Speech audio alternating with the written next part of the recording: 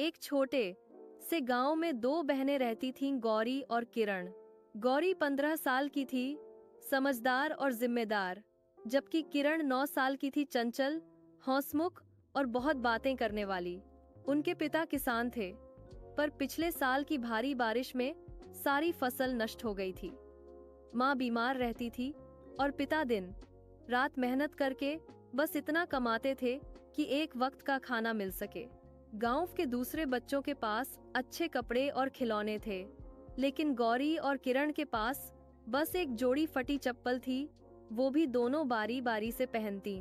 जब गौरी स्कूल जाती तो किरण नंगे पांव घर में रहती, और जब किरण खेलने निकलती तो गौरी घर में बर्तन मांजती रहती। फिर भी दोनों खुश थीं, क्योंकि उनके पास एक दूसरे का साथ था। एक दिन माँ की तबीयत और बिगड़ गई। गौरी चिंतित होकर बोली, किरण, माँ के लिए दवा चाहिए, पर घर में पैसे नहीं हैं। किरण बोली, दीदी, हम कुछ काम कर लेना, मैं भी मदद करूंगी। गौरी ने सोचा और कहा, गांव के अमीर ठाकुर साहब के घर चलो, सुना है उन्हें बगीचे की सफाई के लिए किसी की जरूरत है। दोनों बहनें वहां पहुंची। ठाकुर की पत्नी ने देखा तो बोली, तुम दोनों इतनी छोटी उम्र में काम करोगी? गौरी ने हाथ जोड़ते हुए कहा, माँ बीमार है, हमें दवा लानी है। ठाकुराइन का दिल पिघल गया। उन्होंने कहा, ठीक है, बगीचा साफ करो और बदले में मैं तुम्हें कुछ पैसे दूंगी। गौरी और किरण ने पूरे दिन मेहनत की, सूखे पत्ते उठाए, पौधों में पानी डाला, झाड़ियां काटी। शाम को जब सूरज ढलने लगा तो उनके पैरों में कीचड़ और छाले पड़ गए थे। ठाकुराइन ने उन्हें 5 रुपए और कुछ फल दिए। किरण की आंखों में चमक थी। दीदी, अब माँ की दवा आ जाएगी। गौरी ने मुस्कुराकर कहा, हाँ, और आज हम दोनों ने खुद कमाया है। अगले दिन गांव में भारी बारिश हुई, रास्ते कीचड़ से भर गए। गौरी को स्कूल जाना था, पर उसकी पुरानी चप्पल अब टूट चुकी थी। किरण बोली, दीदी, मेरी चप्पल ले लो, मैं घर पर रह लूंगी। गौरी ने कहा, नहीं, तू नंगे पांव मत रह, मैं वैसे ही चली जाऊंगी। और वो नंगे पांव स्कूल चली गई। रास्ते में उसके पैर गंदे और घायल हो गए। जब वो लौट रही थी तो रास्ते के किनारे कुछ चमकती चीज दिखी। उसने देखा एक सुनहरी चप्पल। वो चमक रही थी जैसे सोने की बनी हो। गौरी ने चारों ओर देखा, कोई नहीं था। उसने चप्पल उठाई और घर लाई। किरण ने आश्चर्य से पूछा, दीदी, ये तो बहुत सुंदर है, क्या ये सोने की है? गौरी बोली, शायद, लेकिन किसी की खोई हुई चीज है, हमें इसे लौटाना चाहिए। किरण ने भोलेपन से कहा, पर दीदी, अगर हम इसे बेच दें तो माँ की दवा, खाना और नई चप्पल सब आ जाएंगे। गौरी कुछ पल सोचती रही, फिर बोली, अगर ये हमारी किस्मत की होती तो हमें चोरी लगती क्यों? किरण चुप हो गई।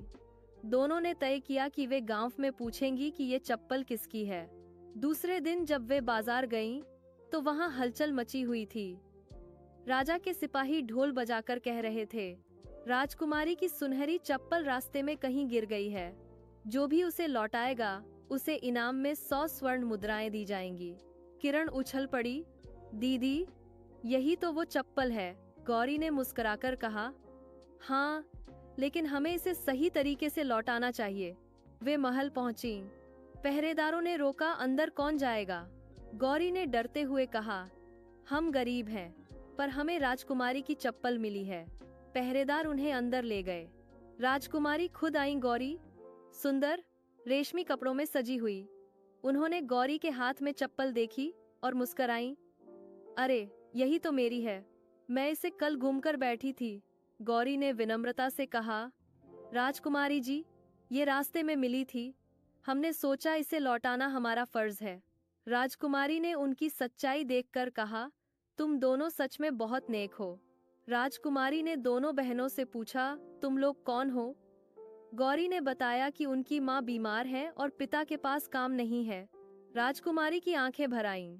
उन्होंने कहा, तुमने लालच नहीं किया, जबकि तुम चाहती तो इसे बेच सकती थी। तुम्हारी सच्चाई सबसे कीमती चीज है।